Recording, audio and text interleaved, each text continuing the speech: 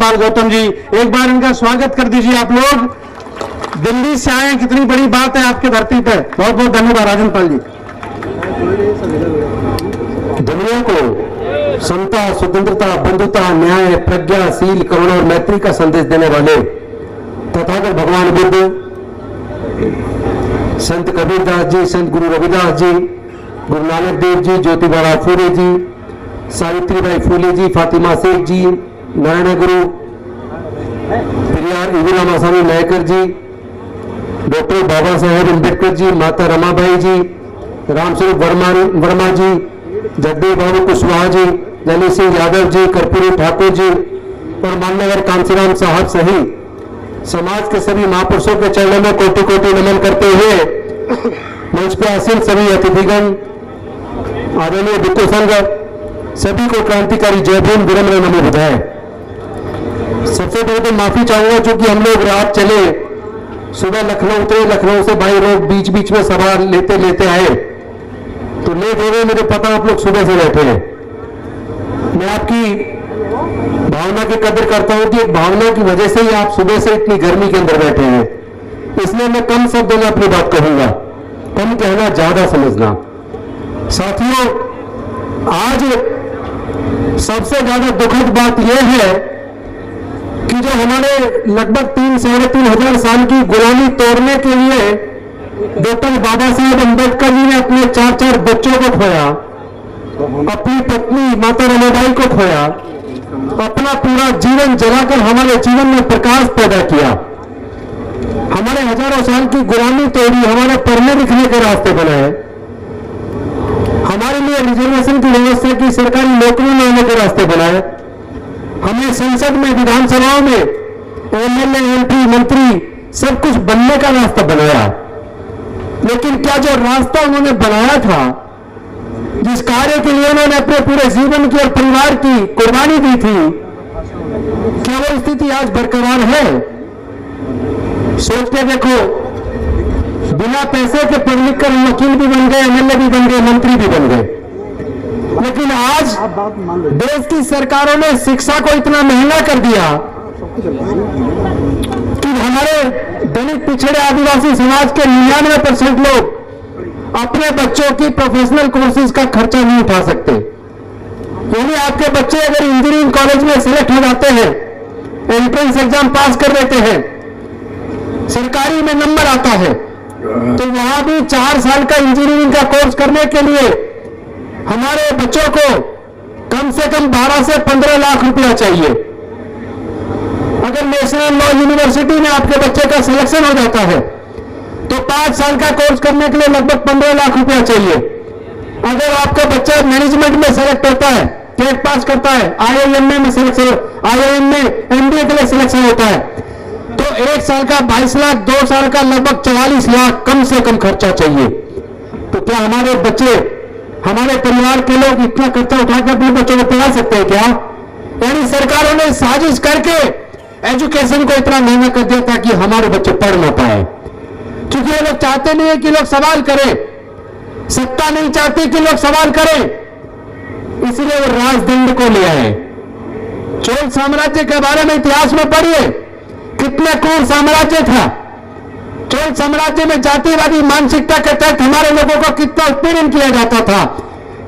नई संसद के अंदर वो राजदंड स्थापित करना, यानी कि भारत में डॉक्टर बाबा साहेब अम्बेडकर के संविधान को खत्म करके, प्रजातंत्र को खत्म करके ये लोग देश के ऊपर दोबारा से राजतंत्र थोपना चाहते हैं। ये चाहते हैं कि आपके आने वाले बच्चे फिर से गुलाम बन जाएं। मैं आप सबसे पूछना चाहता हूं, क्या आप अपने बच्चों को फिर से गुलाम देखना चाहते हो? नहीं देखना चाहते ना, तो इस लड़ाई को लड़ना होगा, इस लड़ाई को लड़ना होगा। एक तरफ इन्होंने एजुकेशन को महंगा करके पढ़ाई छीन ली, दूसरी तरफ सरकारी संस्थानों को प्राइवेटाइज करके इन्होंने एक एक करके सारे सरकारी संस्थान प्राइवेटाइज कर दिए, और जो सरकारी संस्थान प्राइवेटाइज हो गया वहां आपका रिजर्वेशन खत्म, आपकी नौकरी खत्म। हमें अपनी अर्थव्यवस्था भी तैयार करनी होगी। और साथियों, आज संत कबीर जी का जन्म दिवस है, प्रकटोत्सव दिवस है, तो मैं आज इस अवसर पर आप सबको संत कबीर जी के जयंती पर शुभकामनाएं भी देता हूं, साथ में निवेदन भी करता हूं कि जो तथागत बुद्ध का जो संदेश था जो वैज्ञानिक दृष्टिकोण पर आधारित था, जो प्रज्ञा के ऊपर आधारित, ज्ञान पर आधारित था, जिसके अंदर आपके दुख से मुक्ति का मार्ग था, जिस मार्ग में अंधविश्वास पाखंडवाद के लिए कोई स्थान न था, उसी मार्ग को तथागत बुद्ध के बाद संत कबीरदास जी ने, संत गुरु रविदास जी ने, गुरु नानक देव जी ने, ज्योतिबा फूले जी ने और फिर डॉक्टर बाबा साहेब अम्बेडकर जी ने पूरी दुनिया तक पहुंचाया। आज आपको वैज्ञानिक दृष्टिकोण अपनाना होगा, अंधविश्वास पाखंडवाद छोड़ना होगा, अच्छे बुरे का अंतर पैदा करना होगा। कौन लोग हैं वो जिन लोगों ने जातियां बनाई, इस बात को पहचानना पड़ेगा। वो कौन लोग हैं जिन्होंने जातियां बनाई, जिन्होंने वर्ण व्यवस्था बनाई, जिन्होंने हजारों साल तक हमारे बच्चों के पढ़ने लिखने पर धार्मिक बंदिश लगाई। कौन लोग हैं वो जिन्होंने हजारों साल तक हमारे बच्चों को व्यापार से वंचित रखा, संपत्ति से वंचित रखा। वही लोग इस प्रजातंत्र को खत्म करके, डॉक्टर बाबा साहेब अम्बेडकर के संविधान को खत्म करके, जो समता, स्वतंत्रता, बंधुता और न्याय की बात करता है, इंसानियत की बात करता है, जो सबको अधिकार देता है, उस संविधान को खत्म करके ये मनुस्मृति का शासन दोबारा से भारत में थोपना चाहते हैं, फिर से हमारे बच्चों को गुलाम बनाना चाहते हैं। लेकिन मैं बता देना चाहता हूं इन सत्ताधारी लोगों को, आप चिंता मत कीजिए, ये बहुजन समाज तैयार हो गया है। ये बहुजन समाज तैयार हो गया है। हमारे रगों के अंदर डॉक्टर बाबा साहेब अम्बेडकर का खून है, संत गुरु रविदास का खून है, ज्योतिबा फूले का खून है, कर्पूरी ठाकुर का खून है, रामस्वरूप वर्मा जी का खून है। ये खून इतना कमजोर नहीं कि आप हमारे बच्चों को फिर से गुलाम बना दो। हम इस लड़ाई को लड़ेंगे, लेकिन ये लड़ाई, कुछ लोग कहते हैं गोली का जवाब गोली से देंगे, लाठी का जवाब लाठी से देंगे। ये लड़ाई लाठी गोली की लड़ाई नहीं है, ये लड़ाई विचारधारा की लड़ाई है। विचारधारा की लड़ाई को बुद्धि और विवेक से, काबिलियत से, जिस तरह डॉक्टर बाबा साहेब अम्बेडकर ने लड़ा, उसी तरीके से हमें लड़ना होगा। इस लड़ाई को लड़ना होगा और इस लड़ाई को जीतना भी है। इसका रास्ता तथागत बुद्ध से होकर शुरू होता है और डॉक्टर बाबा साहेब से होते हुए माननीय कांसीराम साहब तक जाता है। लेकिन हमसे गलती क्या हुई? हमसे गलती ये हुई, हमने डॉक्टर बाबा साहेब अम्बेडकर को भी आधा पढ़ा, हमने माननीय कांसीराम साहब को भी आधा पढ़ा। हमने इतना तो पढ़ लिया, उन्होंने कहा था कि ये राजनीति में मास्टर की है जो सारे ताले खोलती है, और उसके बाद जो कहा वो पढ़ाई में कान बंद कर लिए और सत्ता की वो जो चाबी थी मास्टर की, उसके पीछे लग गए। मैं पूछना चाहता हूं, उस चाबी तो आपके हाथ में आ गई थी ना, सत्ता तो आपके पास आ गई थी ना, लेकिन सत्ता को आप बचा के तो नहीं रख पाए। आप समाज के लिए कर सकते थे, वो रास्ता बन सकता था, लेकिन वो सत्ता आपके साथ में सुरक्षित नहीं रह पाई। उसका कारण है क्योंकि डॉक्टर बाबा साहेब अम्बेडकर जी ने और माननीय कांसीराम साहब ने यह भी कहा था, जिसकी सामाजिक शक्ति मजबूत होती है उसकी राजनीति मजबूत होती है। हमने सामाजिक शक्ति को मजबूत नहीं किया, हमने सामाजिक शक्ति का निर्माण नहीं किया, सीधे राजनीतिक शक्ति वो मास्टर की पकड़ ली। वो मास्टर की इतनी ज्यादा पावरफुल, इतनी ताकतवर है, उसमें इतना ज्यादा वजन है कि कोई भी व्यक्ति जो उस मास्टर की को पकड़ता है, वो उस मास्टर की को समाज की इच्छा से घुमाने के बजाय खुद उस मास्टर की इच्छा से उल्टा उल्टा घूमना शुरू हो जाता है। आप सोचो, आज अगर प्रधानमंत्री जी को आरएसएस कहे कि मोदी जी इस्तीफा दो, वो इस्तीफा देंगे या नहीं देंगे? देंगे ना, क्योंकि उनकी सामाजिक शक्ति मजबूत है। इसीलिए हमें भी अपनी सामाजिक शक्ति का निर्माण करना होगा।